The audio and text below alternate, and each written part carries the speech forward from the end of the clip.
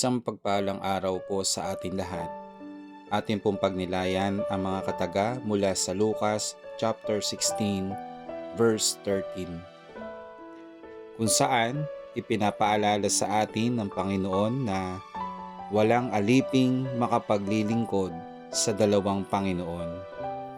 Kapupuotan niya ang isa at ibigin ang ikalawa, o kaya'y magiging tapat sa isa at hahamakin ng ikalawa. Hindi kayo makapaglilingkod sa Diyos at sa kayamanan.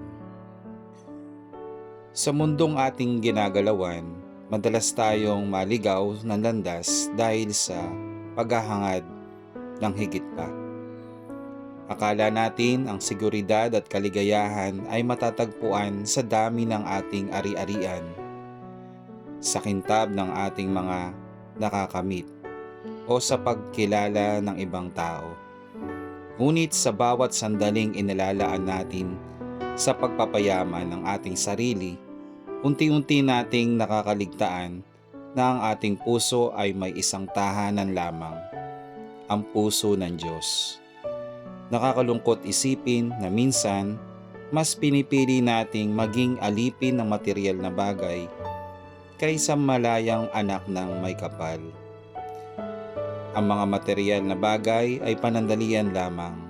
Ang mga bagay na kukupas at iiwan din sa huli.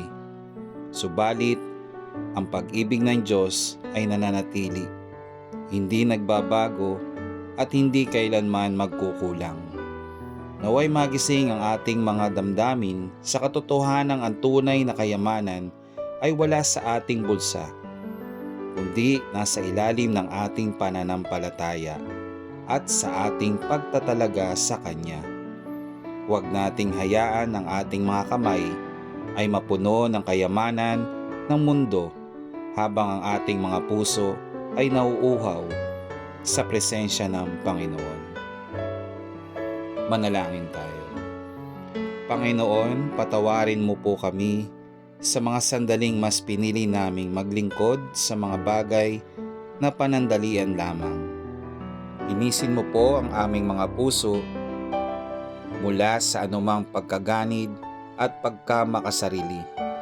Turuan mo kaming magtiwala sa iyong pagkakaloob upang sa gitna ng ingay at tukso ng mundong ito, ikaw lamang ang manatiling Panginoon ng aming buhay.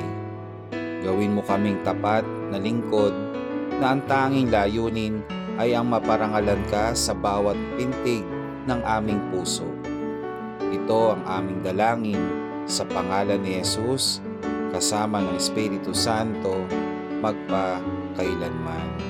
Amen.